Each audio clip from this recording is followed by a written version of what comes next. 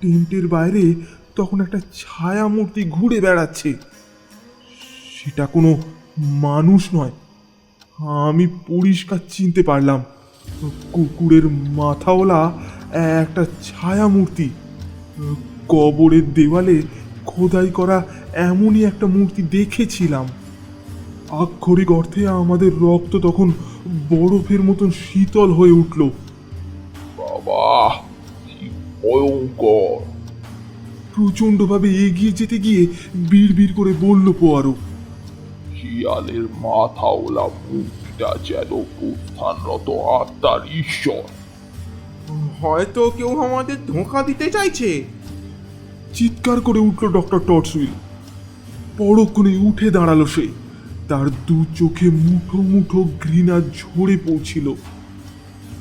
দেখেছো আর পার, ছায়া মূর্তিটা এবার তোমার টেন্টের ভেতরে গিয়ে ঢুকলো। নমস্কার, আজ আপনারা শুনবেন দি মেক ইউনিক এন্টারটেনমেন্ট পরিচালিত আগাথা ম্যারি ক্ল্যারিসা ক্রিস্টি ওরফে আগাথা ক্রিস্টির লেখা এক গোয়েন্দা রহস্য অভিযানের গল্প, the adventure of Egyptian tomb. ওনার জন্ম 1890 সালের 15ই সেপ্টেম্বর ও প্রয়াণ 1976 সালের 12ই জানুয়ারি। তিনি ছিলেন একজন ইংরেজ গোয়েন্দা লেখিকা। তিনি মোট 66টি গোয়েন্দা উপন্যাস ও 14টি ছোট গল্প সহ মোট 80টি বই লেখেন। তার রচিত বইগুলির মধ্যে গোয়েন্দা এরকুল পোয়ারো ও মিস মার্পেলের কাহিনী অন্যতম। এছাড়াও তিনি ম্যারি ওয়েস্ট ম্যাকট ছদ্মনামে 6টি উপন্যাস রচনা করেন। শুরু হচ্ছে আজকের আমাদের বিশেষ নিবেদন, the adventure of Egyptian Tom.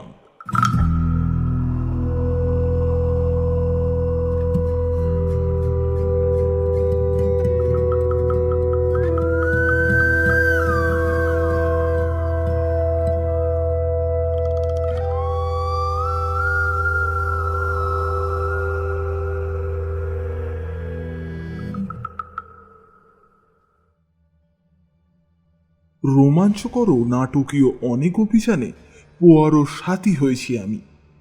সেই সব অভিযানের মধ্যে একটি অভিযান সবসময় আমার মনে আজও দোলা দেয়। ধারাবাহিক কয়েকটি খুনের তদন্ত করতে গিয়ে সম্রাট মেনহারার কবর আবিষ্কার এবং সেটিকে উন্মুক্ত করার ঘটনা আমার বিবেচনার সব থেকে বেশি রোমাঞ্চকর। তেমনি তার মধ্যে ছিল প্রচুর নাটকীয় রস।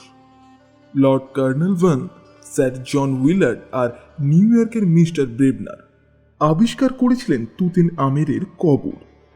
কায়রো থেকে খুব বেশি দূরে নয়। গির্জার পিরামিডগুলির সান্নিধ্যে তাদের সেই খনন কার্য অনুসরণ করতে গিয়ে অভাবনীয়ভাবে পরপর বেশ কয়েকটি আন্তঃস্তাত্ত্বীয় কক্ষ আবিষ্কার হয়।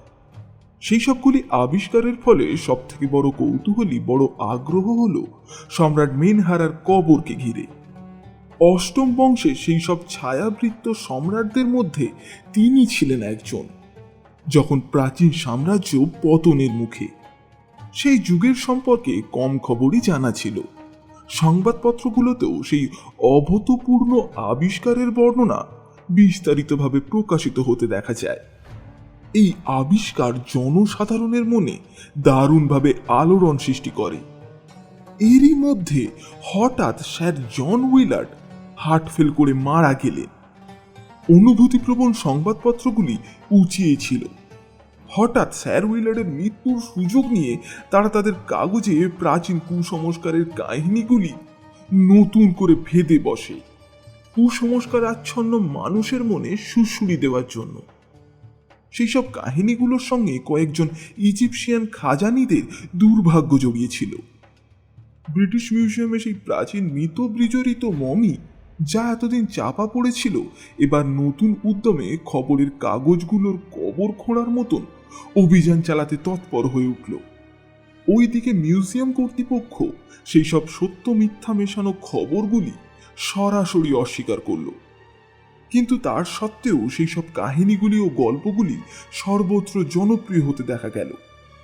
এক পক্ষ কাল পরে মারা গেলেন মিস্টার ব্লেবনার। রক্ত মারাত্মকভাবে বিষাক্ত হয়ে ওঠার দরুন তার হঠাৎ মৃত্যু ঘটে।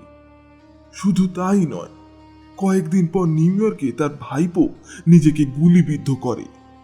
এর ফলে প্রতিদিন রাস্তাঘাটে জনসাধারণের মুখে তখন কেবল একটাই আলোচনা সারাক্ষণ ঘুরতে থাকে, মেনহারার অভিশাপ।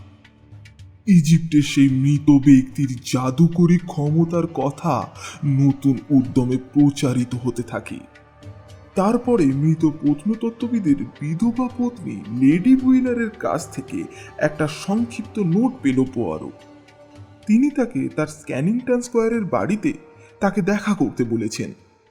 আমি তাই তার সঙ্গী হলাম। রোগাটে চেহারার দীর্ঘাঙ্গী মহিলা লেডি বুইলার, শোকের গরম রঙের পোশাক পরনে। সম্প্রতি স্বামীর মৃত্যুর শোকে তার মুখটা কৃশ দেখাচ্ছিল। মশিয়ে পোয়ারো, এত তাড়াতাড়ি আমার আহ্বানে সাড়া দেওয়াটা আপনার মহানুভবতারই পরিচয়। আমি আপনার সেবায় নিযুক্ত হতে চাই লেডি উইলার। আপনি কি আমার সঙ্গে পরামর্শ করতে চান? হ্যাঁ, আমি জানি আপনি একজন গোয়েন্দা, কিন্তু শুধু গোয়েন্দা হিসেবেই আমি আপনার কাছে পরামর্শ করতে চাই না। আমি আবার এও জানি আপনার মতামত খুবই খাঁটি। আপনার কল্পনা শক্তি আছে, আছে সারা বিশ্বের প্রচুর অভিজ্ঞতা। মশিয়ে পোয়ারো, অতি প্রাকৃত শক্তি, যেমন ধরুন ভূত প্রেত, এই সম্পর্কে আপনার কি মতামত বলুন তো? উত্তর দেওয়ার আগে পোয়ারো এক মুহূর্তের জন্য ইতস্তত করল। মনে হলো মনে মনে সে ঠিক করে নিচ্ছে কি বললে শোভন হয়। শেষ পর্যন্ত বলল সে, আমাদের পরস্পরের মধ্যে ভুল বোঝাবুঝি যেন না হয় লেডি উইলার। একটা সাধারণ প্রশ্ন নিশ্চয়ই আপনি করতে চাইছেন না। এ আপনার ব্যক্তিগত কৌতূহল, তাই না? আসলে পরোক্ষভাবে আপনি আপনার স্বামীর মৃত্যুর প্রসঙ্গ তুলতে চাইছেন বলেই আমার ধারণা। হ্যাঁ, ঠিক তাই। স্বীকার করলেন তিনি।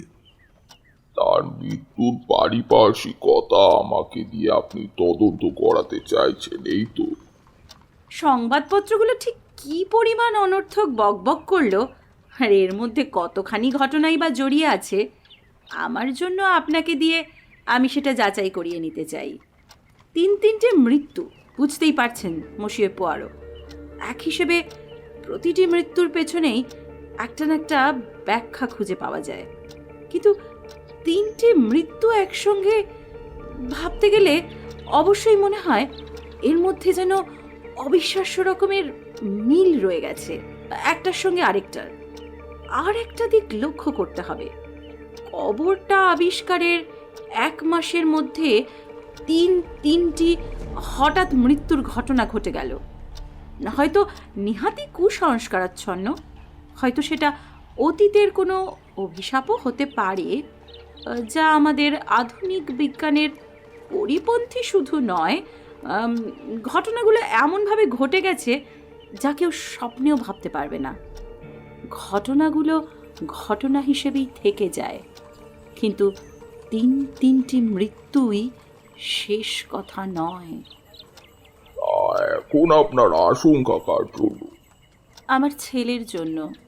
আমার স্বামীর মৃত্যুর খবর যখন আসে, আমি তখন অসুস্থ। আমার ছেলে তখন সবেমাত্র অক্সফোর্ড থেকে ফিরেছিল। সে তখন আমার মৃত স্বামীর কাছে চলে যায়, মৃতদেহ বাড়িতেও নিয়ে আসে। কিন্তু সে এখন আবার সেখানে গেছে। আমি তাকে অনেক করে নিষেধ করেছিলাম, জানেন, অনুরোধ করেছিলাম না যাওয়ার জন্য, কিন্তু আমার কোনো কথাই সে রাখেনি। সে তার বাবার কাজটা এত বেশি পছন্দ করে ফেলে যে সে তার বাবার স্থলাভিষিক্ত হতে চায়, খনন কার্য চালিয়ে যেতে চায়। আপনি হয়তো আমাকে বোকা ভাবতে পারেন, মনে করতে পারেন আমি সহজ সরল বিশ্বাসী একজন মহিলা, কিন্তু মশিয়ে পোয়ারো, আমার কি আশঙ্কা জানেন? ধরুন মৃত সম্রাটের আত্মা এখনো তৃপ্তি লাভ যদি না করে থাকে, সম্ভবত আপনার মনে হতে পারে আমি বুঝি বোকার মতো কথা বলছি। সঙ্গে সঙ্গে বলল পোয়ারো। না, একেবারেই না লেডি হুইলার। ভূত পেতে আমিও বিশ্বাসী। অপ্রাকৃতিক শক্তিতে আমারও আস্থা আছে, আবার আশঙ্কাও আছে। আমার মনে হয় বিশ্বের বৃহৎ শক্তির মধ্যে অন্যতম, যা কারোর জানা নেই বলেই আমার বিশ্বাস। অবাক হয়ে তাকালাম পোয়ারোর দিকে। পোয়ারো যে কুসংস্কারে বিশ্বাসী আমি তো কখনো ভাবতেই পারিনি। তবে খুদে মানুষটার মধ্যে অবশ্যই আন্তরিকতা যে ছিল তা স্বীকার করতেই হবে। আপনার এখন কি ইচ্ছা? আপনার ছেলেকে রক্ষা করা, আর তার কোনো বিপদ যাতে না ঘটে, তাই তো? ঠিক আছে, আপনার ছেলের যাতে কোনো ক্ষতি না হয় সেটা দেখবার জন্যই আমি আমার সাধ্য মতন কাজ করব। হ্যাঁ, সাধারণভাবে তাই, কিন্তু গুপ্ত প্রভাবের বিরুদ্ধে আপনাকে লড়তে হবে। জানেন লেডি হুইলার, যুগে অনেক রকম ভাবে ব্ল্যাক ম্যাজিকের পাল্টা প্রতিক্রিয়া আপনি লক্ষ্য করতে পারবেন।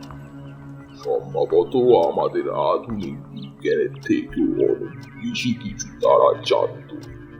যাই হোক, এখন সেই ঘটনায় ফেরা যাক। আমার পরবর্তী কাজের সুবিধার জন্য অপ্রাকৃতিক ঘটনা আমার ভালো করে জানা উচিত। আচ্ছা, আপনার স্বামী সারাটা জীবন ইজিপ্টের সেবায় নিজেকে নিযুক্ত করেছিলেন, করেননি তিনি? হ্যাঁ, তার যৌবনের পর থেকেই এ বিষয়ে তিনি ছিলেন মহান যোগ প্রত্নতত্ত্ববিদদের মধ্যে একজন।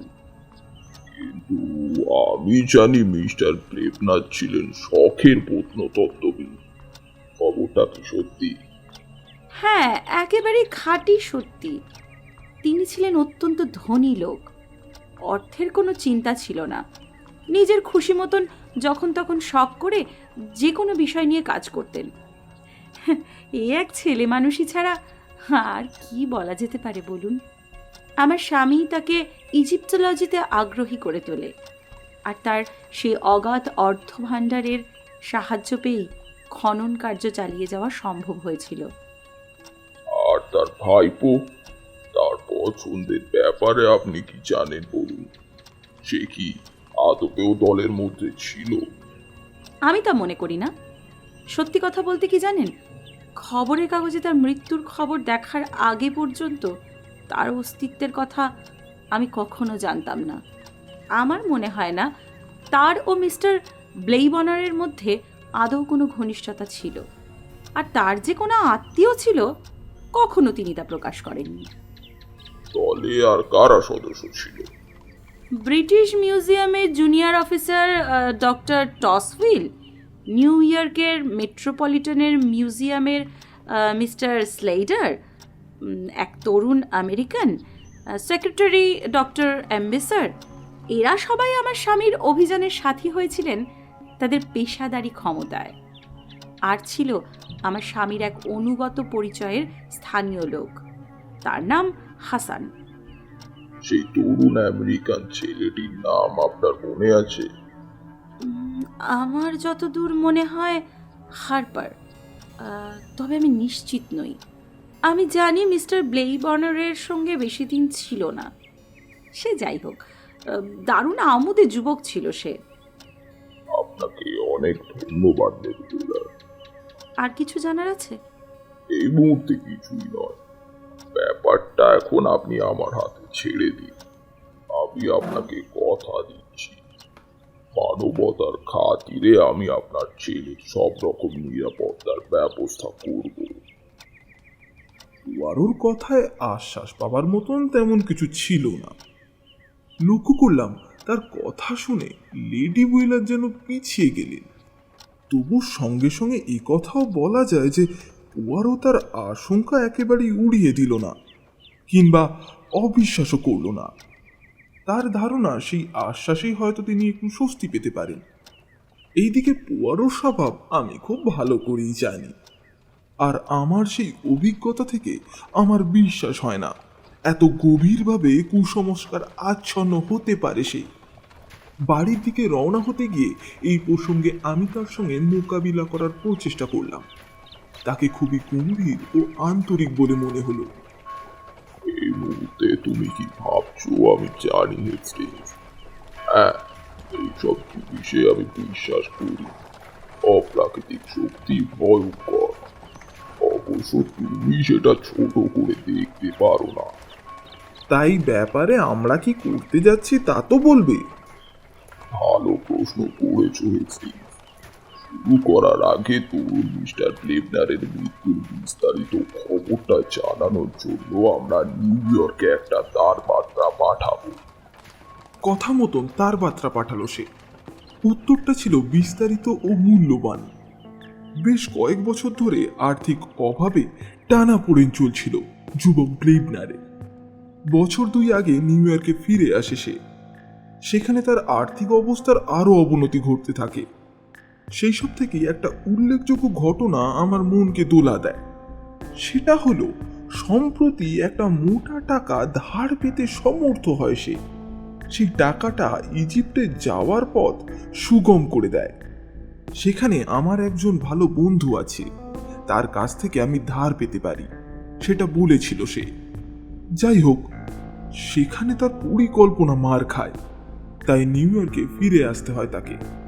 অভিসম্পদ দিতে থাকে তার কঞ্জুস জ্যাঠামশাইকে।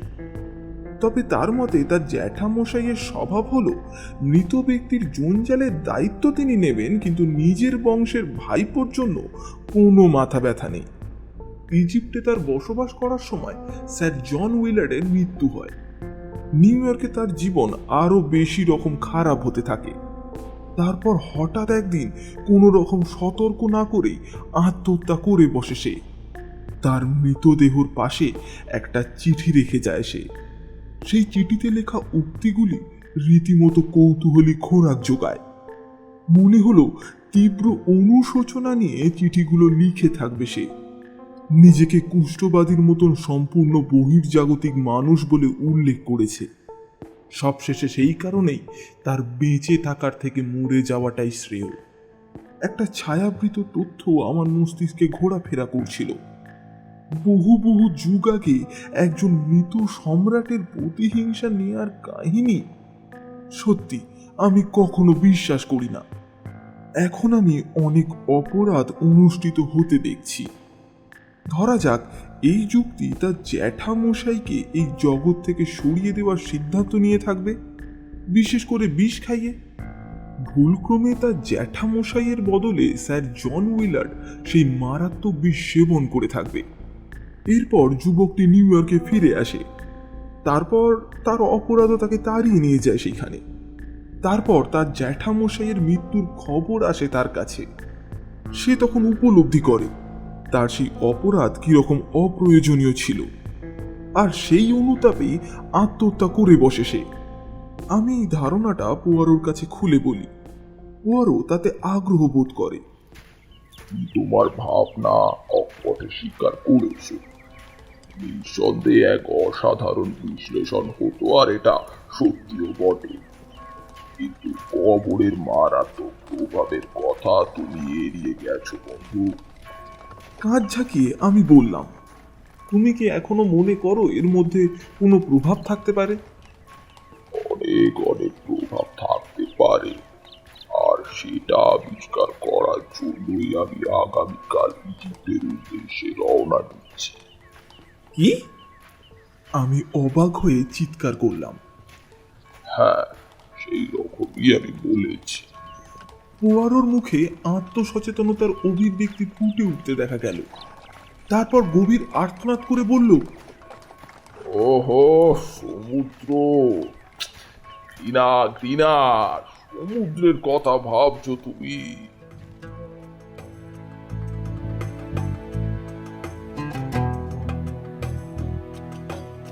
এক সপ্তাহ পরের ঘটনা।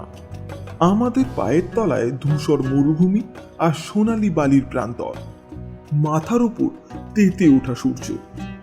আত্মবিশ্বাসের সঙ্গে আমার পাশে হাঁটছিল পোয়ারো। খুদে মানুষটি খুব ভালো ভ্রমণার্থী নয়। মার্শালিস থেকে আমাদের 15 দিনের সমুদ্র যাত্রা তার কাছে খুবই দীর্ঘ চিন্তার কারণ হয়ে দাঁড়িয়েছিল। কায়রো পৌঁছে আমরা তখনই মিনা হাউস হোটেলে গিয়ে উঠলাম। জায়গাটা পিরামিডের ছায়াতলে। ইজিপ্টের সৌন্দর্য দারুণভাবে আকর্ষণ করলো আমাদের।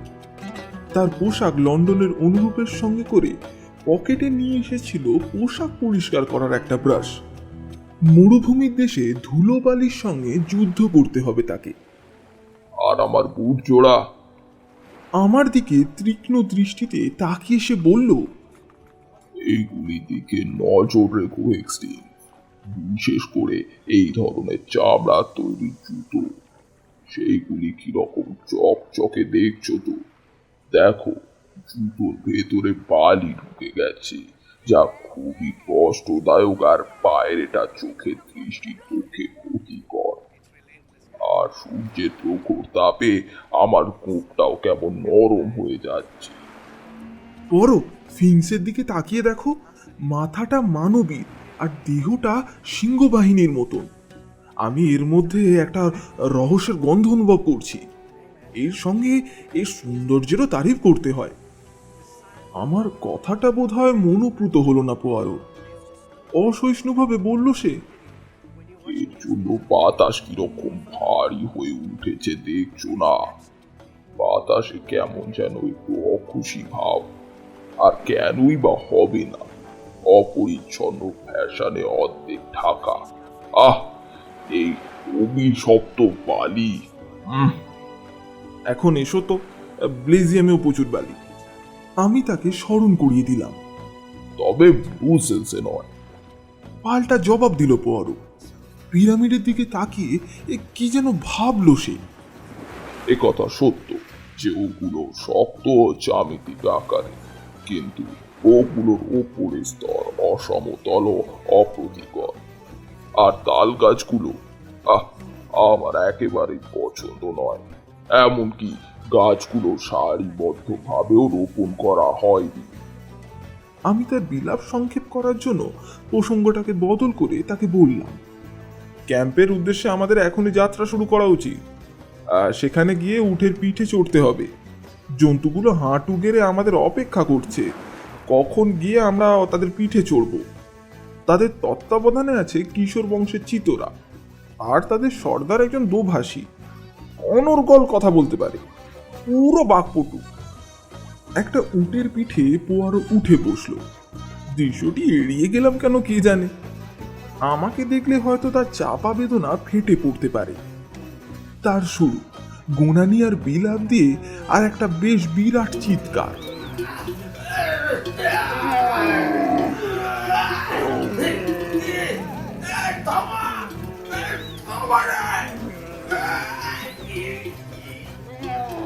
অঙ্গভঙ্গি করে কুমারী মেরি এবং ক্যালেন্ডারে যত সাধু সঙ্গ আছে তাদের উদ্দেশ্যে প্রার্থনা জানাতে লাগলো।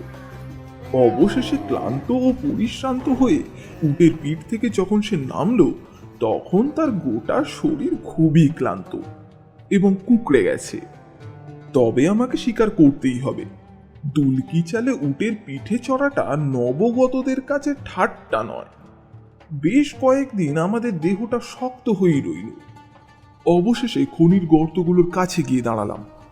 একটুখানি এগোতেই একজন লোক আমাদের দিকে এগিয়ে এলো।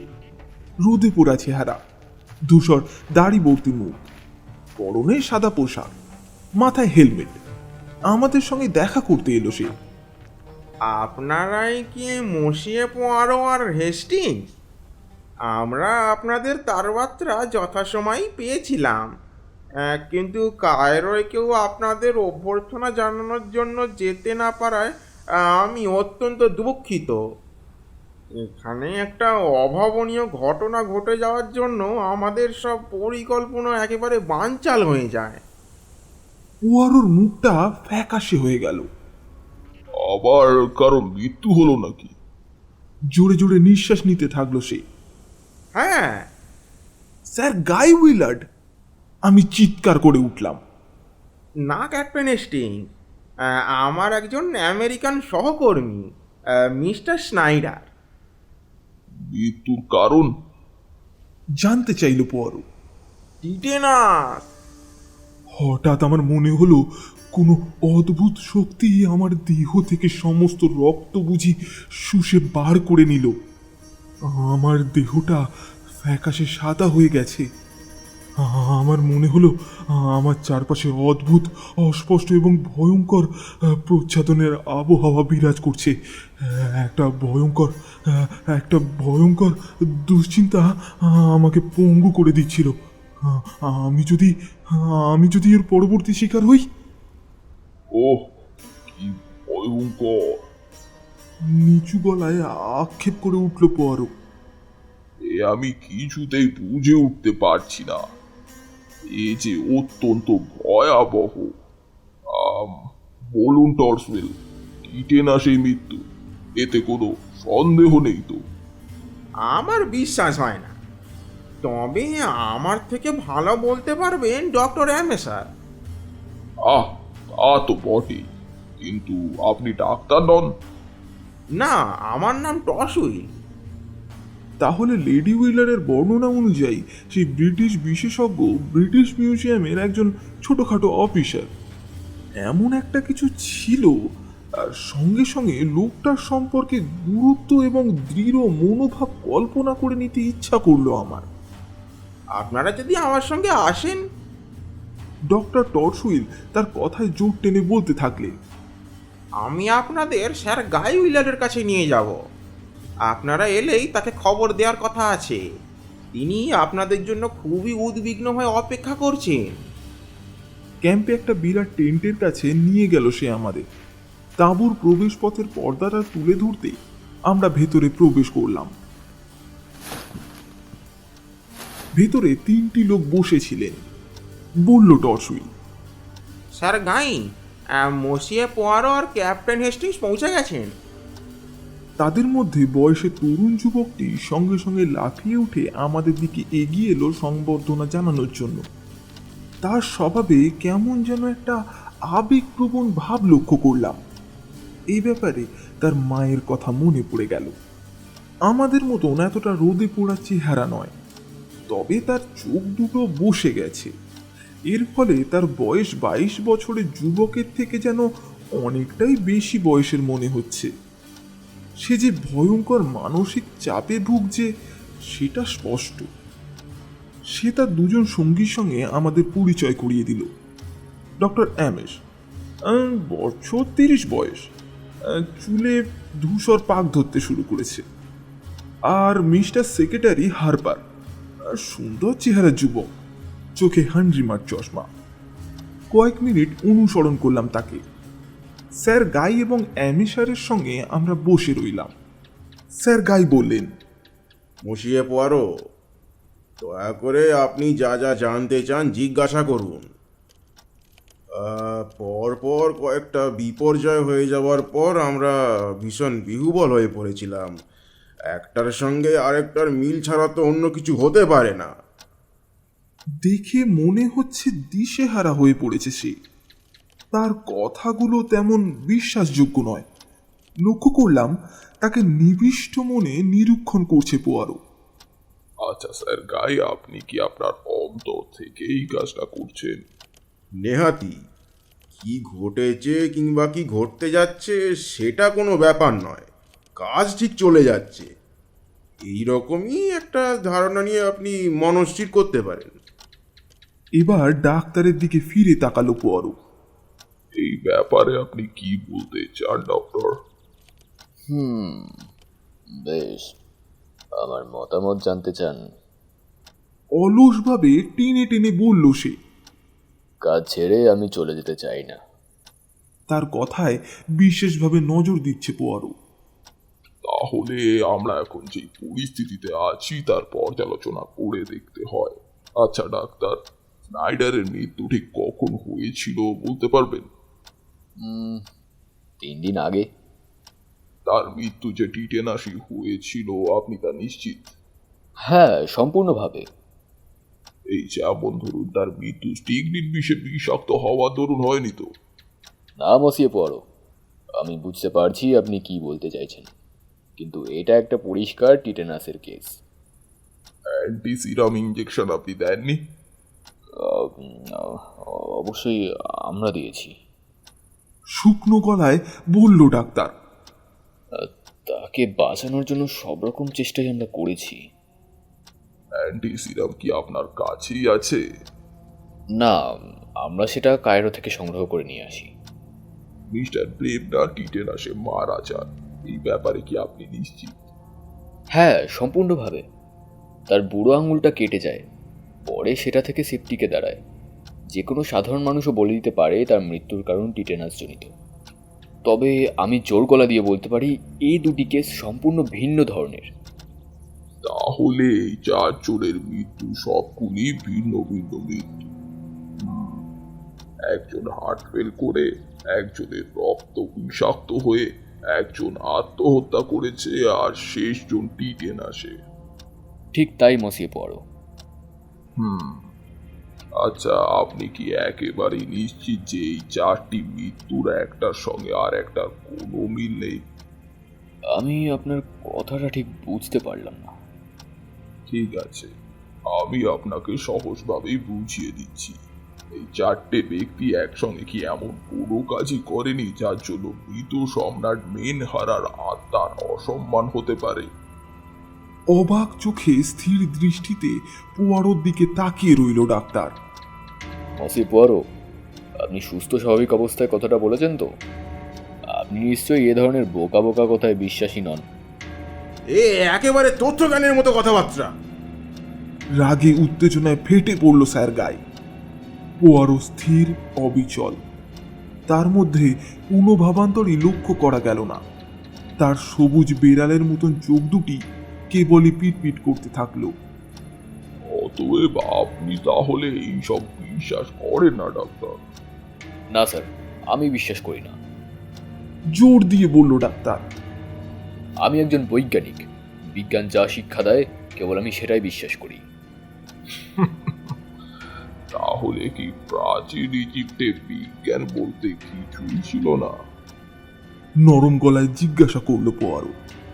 উত্তরের জন্য অপেক্ষা করলো না সে। তার সত্ত্বেও মনে হলো এক মুহূর্তের জন্য ডক্টর এমএস কিংকর্তব্য বিমূঢ় হয়ে গেল। না না, আমার প্রশ্নের উত্তর আপনাকে দিতে হবে না, তবে আর একটা কথার জবাব দিন।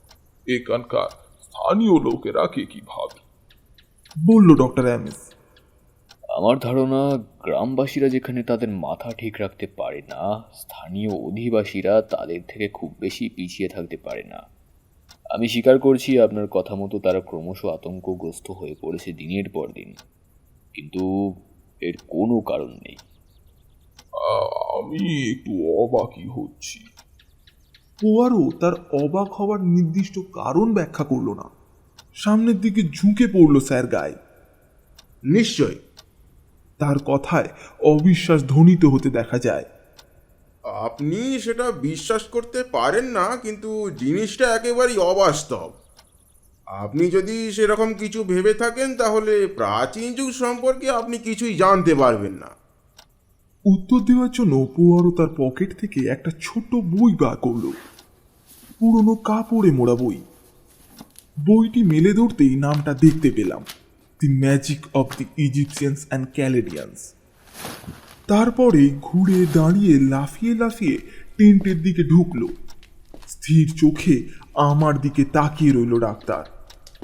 ওর কি মতলব বলুন তো? এই ধরনের উক্তি প্রায়শই পোয়ারোর মুখে শোনা যায়, কিন্তু অন্যর মুখে শুনে স্বভাবতই আমার হাসি পেল। ঠিক জানি না, স্বীকার করলাম আমি। আমার বিশ্বাস ভূত প্রেতাত্মা বা অশুভ শক্তি বিনাশ করার কিছু পরিকল্পনা তার আছে। পোয়ারোর খোঁজে বেরিয়ে পড়লাম। অতঃপর মৃত মিস্টার ব্রেভনারের তরুণ সেক্রেটারির সঙ্গে তাকে কথা বলতে দেখলাম। না, মিস্টার হারপারকে বলতে শুনলাম, এই অভিযানের সঙ্গে আমি মাত্র 6 মাস জড়িয়ে আছি। হ্যাঁ, মিস্টার ব্লেবনারের ব্যাপারটা আমি খুব ভালো করেই জানি। তার ভাইপোর ব্যাপারে কোনো কিছু বলতে পারে? একদিন এখানে এসে হাজির হয়েছে সে। ছেলেটি খুব খারাপ দেখতে ছিল না, আগে আমি কখনো দেখিনি, তবে অন্যরা দেখে থাকতে পারে। যেমন আমার মনে হয় অ্যামেসার আর স্নেডার। তাকে দেখে খুব বেশি খুশি হননি ভদ্রলোক। সবসময় তাদের দুজনের মধ্যে বাক্যের যুদ্ধ হতে দেখেছি। এই যেমন ধরুন বলছিল সেই দিনই, এক সেন্টও নয়, চিৎকার করে উঠেছিলেন। এখন তো নয়, এমনকি মৃত্যুর পরও এক আনা করিও পাবে না তুমি। আমার জীবনে অসমাপ্ত কাজ সম্পূর্ণ করার কাজে আমার সব অর্থ ব্যয় হবে। এই ব্যাপারে আজই আমি স্নাইডারের সাথে কথা বলেছি। এই ধরনের আরও তথ্য আলোচনা হয়েছিল জ্যাঠা ভাইপোর মধ্যে। তারপর তরুণ বেবনার কায়রোর উদ্দেশ্যে রওনা হয়ে যায়। আচ্ছা, সেই সময় কি তিনি সুস্থ অবস্থাতেই ছিলেন? কে? সে বিদ্যালয়? না না, সেই তরুণ যুবকটি। হ্যাঁ, আমার বিশ্বাস ছিল তিনি বলেছিলেন বটে। হ্যাঁ, একটা গোলমেলে ব্যাপারও ছিল তার মধ্যে, কিন্তু তাই বলে খুব একটা মারাত্মক কিছু নয়। থাকলে আমার নিশ্চয়ই মনে থাকতো। আর একটা কথা, মিস্টার ব্রেন কি কোনো উইল করে গেছেন? হ্যাঁ, আমরা যতদূর জানি করেননি তিনি। এখানকার সব কাজকর্ম মিটে গেলেই নিউ ইয়র্কে ফিরে যাব। আপনার ইচ্ছা হলে আসতে পারেন আপনি, কিন্তু তাই বলে মৃত সম্রাট মেনহারার পরবর্তী শিকার আমি হতে পারবো না। আমি এখানে থাকলে ঠিক তার লক্ষ্য হয়ে দাঁড়াবো। তরুণ হারপার তার ভ্রুয়ের ওপর থেকে ঘাম মুছল। ঘুরে দাঁড়ালো পোয়ারো। মুখ ফিরিয়ে এক অদ্ভুত হাসি হেসে সে বলল, মনে রাখবেন, নিউ ইয়র্কে তিনি তার এক শিকারকে পেয়েছিলেন। হক, জাহান্নামে যাক।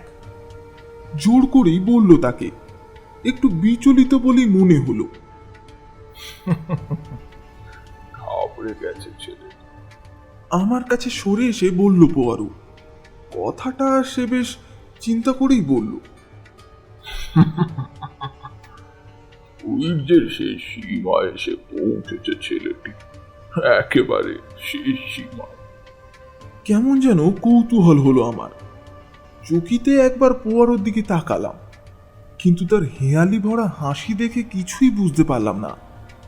যাই হোক, স্যার গাই উইলার্ড এবং ডক্টর টরসলের সঙ্গে খনন কার্যের জায়গাটা ঘুরে দেখলাম আমরা।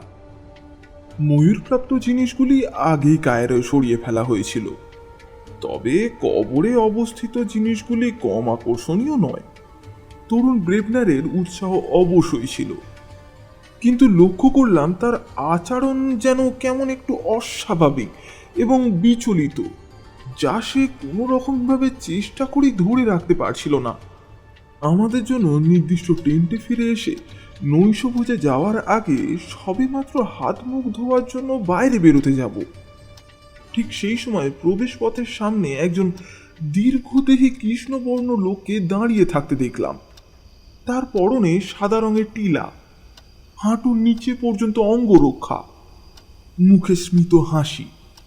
আরবি ভাষায় সে আমাদের অভিবাদন জানালো। থমকে দাঁড়ালো পোয়ারো।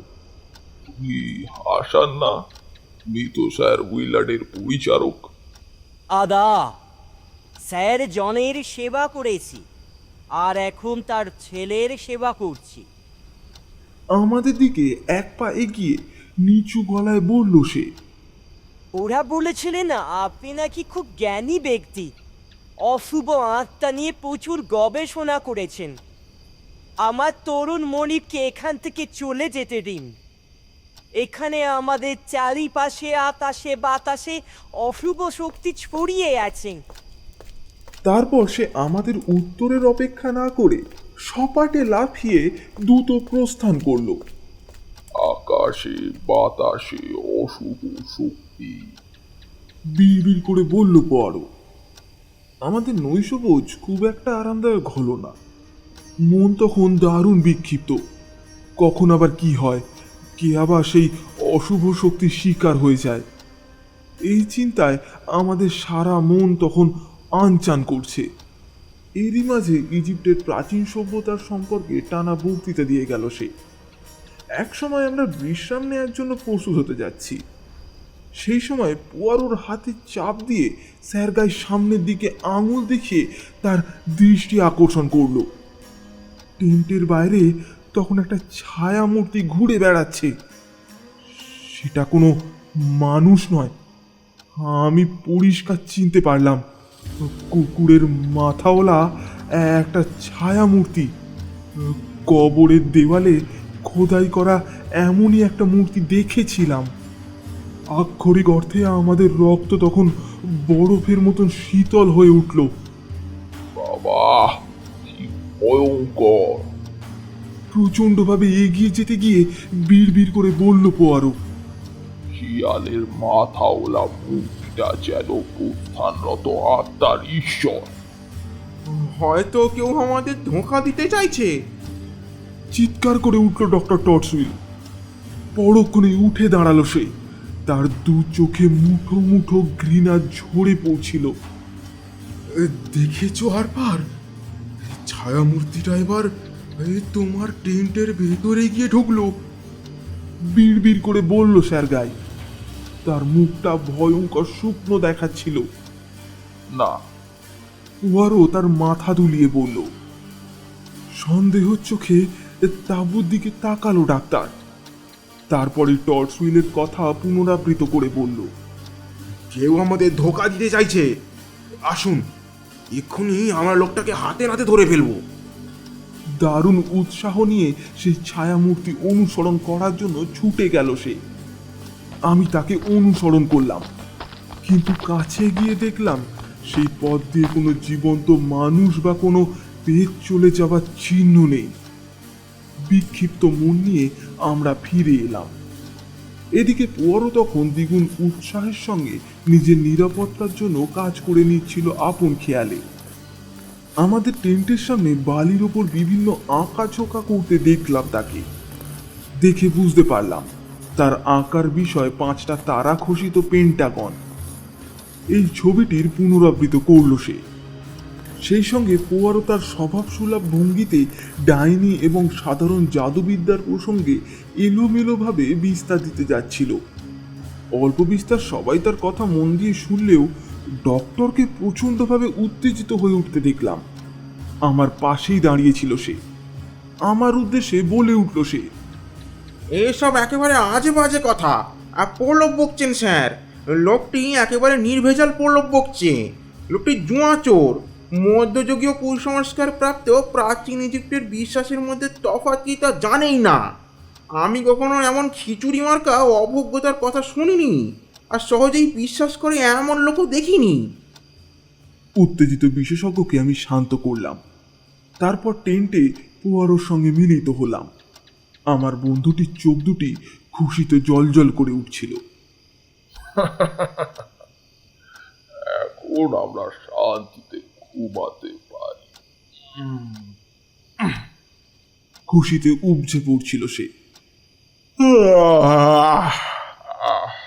আর একটা টানা ঘুম দিতে পারলে আমার খুব ভালো হতো। পোয়ারোর ঘুমের জন্য সব আকুতি ও প্রার্থনা বাধা পেয়ে গেল। টেন্টের পর্দা হঠাৎ উঠে যেতেই তারপরেই হাসানের আবির্ভাব ঘটতে দেখা গেল।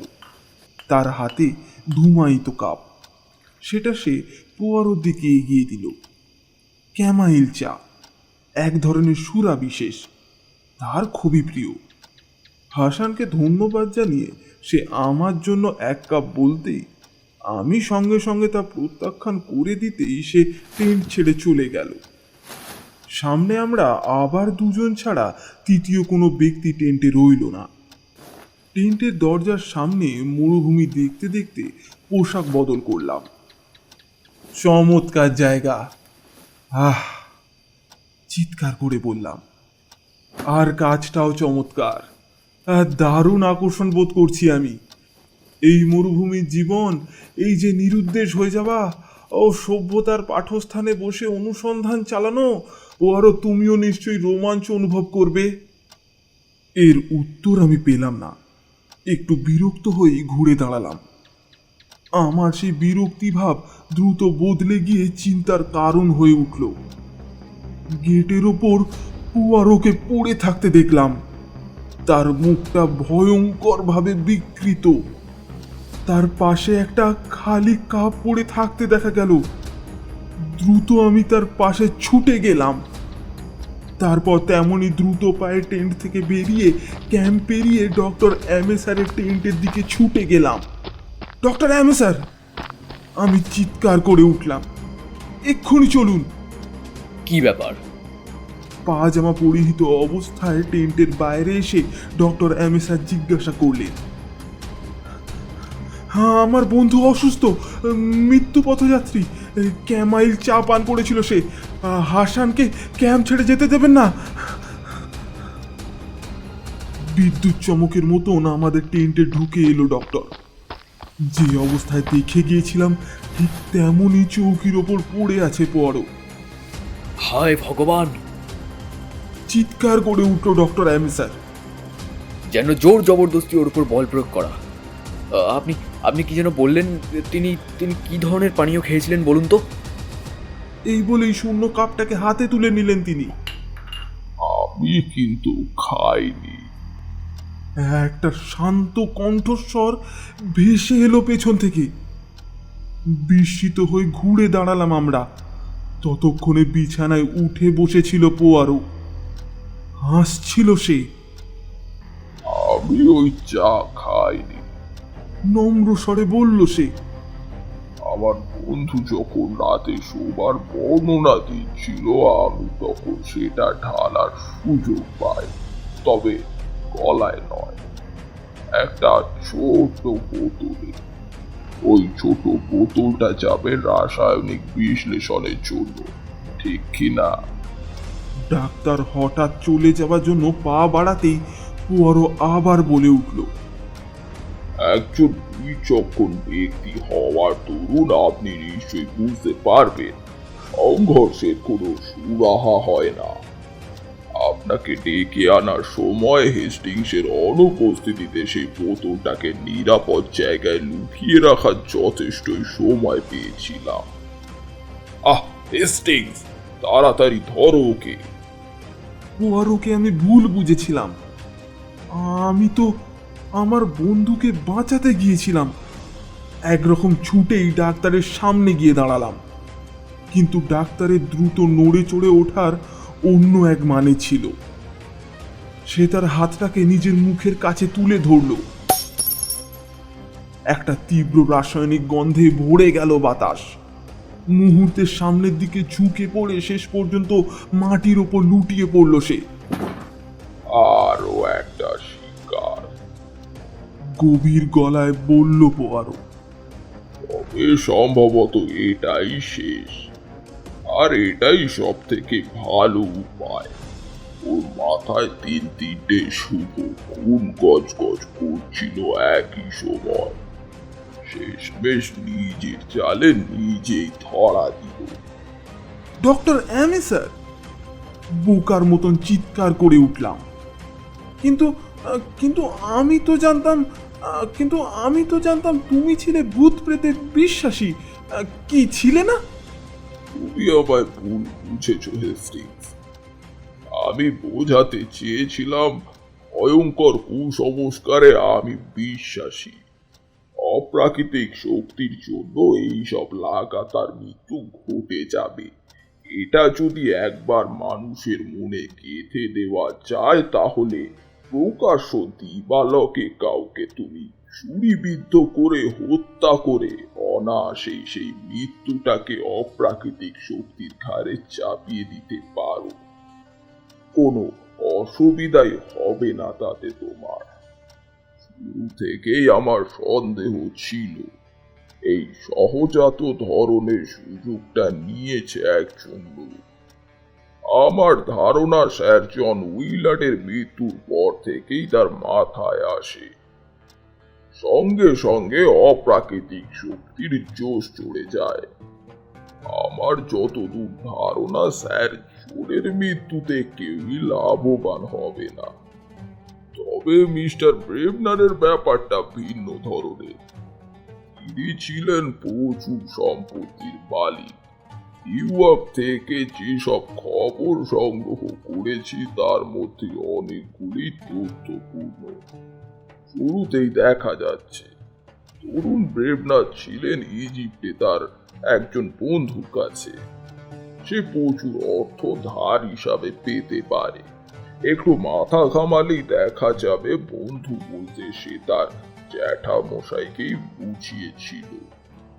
বন্ধু মানে হিতা কয়েকটিও, কিন্তু সেক্ষেত্রে আবার মনে হয়েছিল সোজাসুজি সে তার জ্যাঠামশাইয়ের নাম উল্লেখ করতে পারত, কিন্তু সেটা সে গোপন রাখতে চেয়েছিল। হ্যাঁ, তোমার একটা বিষয় হলো যে অনেক টাকা খরচ করেছিল সে ইজিপ্টে যাওয়ার জন্য। ফেরার মতন অর্থ তার কাছে ছিল না। এইদিকে জ্যাঠামশাইও স্পষ্ট জানিয়ে দেয় যে এক পেনিও ধার দেবেন না। তবু নিউ ইয়র্কে ফিরে এসেছিল সে। অতএব এর থেকে সহজেই অনুমান করে নেওয়া যেতে পারে যে কেউ তাকে নিশ্চয়ই প্রয়োজনীয় অর্থ ধার হিসাবে দিয়ে থাকতে পারে। তবে নিউ ইয়র্কে ফিরে এসেছিল সে। অতএব এর থেকে সহজেই অনুমান করে নেওয়া যেতে পারে কেউ নিশ্চয়ই তাকে প্রয়োজনীয় অর্থ ধার দিয়ে থাকবে। এইসব যুক্তি খুবই ক্ষীণ। আমি তাকে বাধা দিয়ে বললাম, এসব সত্য কিনা বুঝবে কি করে? বিচলিত হয়েও না হেস্টিংস, শোনো, আরো অনেক তথ্য আছে। ওকে ছেলে এমন অনেক কথাই বলেছে যা আক্ষরিক অর্থে সত্য। বিপরীত কিছুও ঘটতে পারে। এক্ষেত্রে যেসব কথাগুলি আক্ষরিক অর্থে সত্য বলে ধরা হয়েছে সেগুলি রূপকের কথাও হতে পারে। ব্রেভনার বলেছিলেন, আমি একজন কুষ্ঠরোগী, কিন্তু সে যে মারাত্মক কুষ্ঠরোগের শিকার হয়ে পড়ার দরুনই আত্মহত্যা করেছিল এ কথা কেউই উপলব্ধি করতে পারেনি। কি হঠাৎ বলে ফেললাম? নাটকীয় মনের এক চতুর আবিষ্কার। তরুণ ব্রেভনার ত্বকের অসুখে ভুগছিল অনেক দিন থেকে। বহুদিন দক্ষিণ সমুদ্রের দ্বীপগুলিতে বসবাস করেছিল সে। সেখানে এই ধরনের অসুখের প্রবণতা ছিল। ডক্টর অ্যামেশা তার পুরনো বন্ধু এবং একজন প্রখ্যাত চিকিৎসক। তার কথা অবিশ্বাস করার স্বপ্নও কখনো দেখেনি তরুণ ব্রেভনার। এখানে এসে আমার সন্দেহ হয় হারপার এবং ডক্টর অ্যামেশারের মধ্যে মত পার্থক্য দেখা দেয়। অতি সত্বরই আমি উপলব্ধি করতে পারি কেবল ডাক্তারই এই ধরনের জঘন্য রচনা তৈরি করতে পারে এবং অপরাধ চাপা দিতে পারে। হারপারের কাছ থেকেই জানতে পারি আগেই তরুণ ব্রেভনারের সঙ্গে পরিচিত ছিল সে। সন্দেহ নেই যে কোনো এক সময় তরুণ ব্রেভনার তার উইল কিংবা ডাক্তারের অনুকূলেই তার জীবন বীমা করে থাকবে। ডাক্তার দেখল মোটা টাকার সম্পত্তির অধিকারী হওয়ার সুযোগ রয়েছে তার। মিস্টার ব্রেভনারের দেহে ভয়ঙ্কর অসুখে জীবাণু টিকা দেওয়া একমাত্র ডাক্তারের পক্ষেই সম্ভব। তারপর তরুণ ব্রেভনার তা সেই ডাক্তার বন্ধুর মারফত সেই ভয়ঙ্কর খবরটা পেয়ে হতাশায় ভেঙে পড়ে এবং নিজেই নিজেকে গুলিবিদ্ধ করে হত্যা করে। ওইদিকে মিস্টার ব্রেভনারের মনে যাই থাকুক না কেন তিনি কোনো উইল করে যাননি। স্বভাবতই তার সব সৌভাগ্য। তার সম্পত্তির অধিকার হতে পারত তার ভাইপো তরুণ ব্রেভনার, আর তার ভাইপোর অবর্তমানে সেই অর্থ ও সম্পত্তির অধিকারী হতো ডক্টর অ্যামেস। আর মিস্টার স্নাইডার? আমরা নিশ্চিত হতে পারি না। মনে রেখো, তরুণ ব্রেভনার কে বেহাতি নাটকে সেও বেশ ভালো করেই জানত। হয়তো সে সন্দেহ করে থাকতে পারে ব্যাপারটা, কিংবা ডাক্তারও হয়তো ভেবে থাকবে উদ্দেশ্যহীন এবং অপ্রয়োজনীয় আর একটা মৃত্যুকে। সবাইয়ের মনে হতে পারে সেটা অপ্রাকৃতিক শক্তির আর একটি শিকার বটে। তাছাড়া আমিও তোমাকে একটা আকর্ষণীয় মনুষ্যমূলক ঘটনার কথা বলবো। জানো হেস্টিংস, একজন খুনির সবসময় ইচ্ছা করে থাকে তার আরো একটা সফল অপরাধ করার জন্য। তার আগের অপরাধের সফলতা তাকে এইভাবেই অনুপ্রাণিত করে থাকে। আর রাতে যেই ছায়ামূর্তিটা তুমি দেখেছিলে সেটা ছিল হাসানের। আমার নির্দেশেই ছায়ামূর্তিটার পোশাক ধারণ করেছিল সে।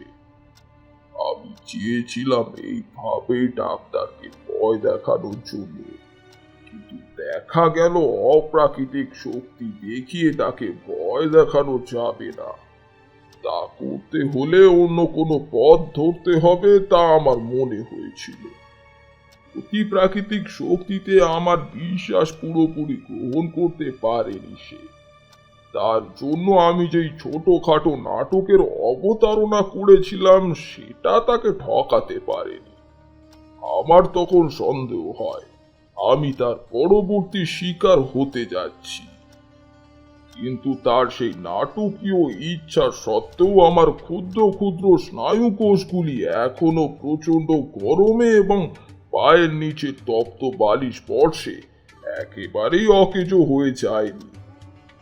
এখনো সেইগুলো সক্রিয় আছে বলেই যথাসময়ে আমি তার মতলবটা ধরে ফেলি এবং প্রয়োজনীয় সতর্কতা অবলম্বন করি। পুয়ারো তার বক্তব্য অক্ষরে অক্ষরে প্রমাণ করে দেয়। বেশ কয়েক বছর আগে মদ্যপ অবস্থায় তরুণ গ্রেপনার একটা অশুভ উইল করে বসে। আমার এই সিগারেট কেস, যেটার তুমি খুবই প্রশংসা করে থাকো, এছাড়া আমার সব কিছুই, আমার মৃত্যুর পর আমার একমাত্র সুহৃদ রবার্ট অ্যানেস আমার সব কিছুর উত্তরাধিকারী হবে। এক সময় সে আমাকে জলে ডুবে মৃত্যুর হাত থেকে রক্ষা করেছিল।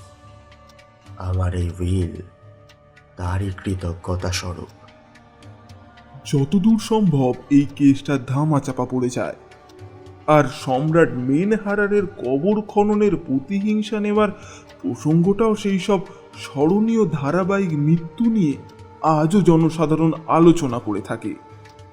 যে বিশ্বাসের কথা পোয়ারো আমাকে বলেছিল তা ইরিশীয়দের বিশ্বাস ও চিন্তা ভাবনার পরিপন্থী।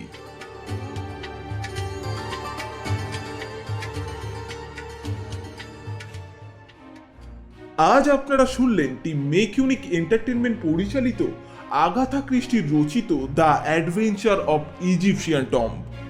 গল্পটির পরিচালনায় অর্ঘ্য চক্রবর্তী, টর্সউইল ও স্যার গাইয়ের কণ্ঠে অনির্বাণ কায়েত, লেডি হুইলারের কণ্ঠে বিপাশা গাঙ্গুলি, ডক্টর অ্যামেসারের কণ্ঠে ব্রহ্মা, হাসানের কণ্ঠে স্যাম, গল্পের কথক পোয়ারো ও হারপারের কণ্ঠে অর্ঘ্য চক্রবর্তী, ব্লেবনারের কণ্ঠে Souvik Das, sound and poster ডিজাইনিংয়ে অর্ঘ্য চক্রবর্তী, এডিটিংয়ে অনির্বাণ কায়েত।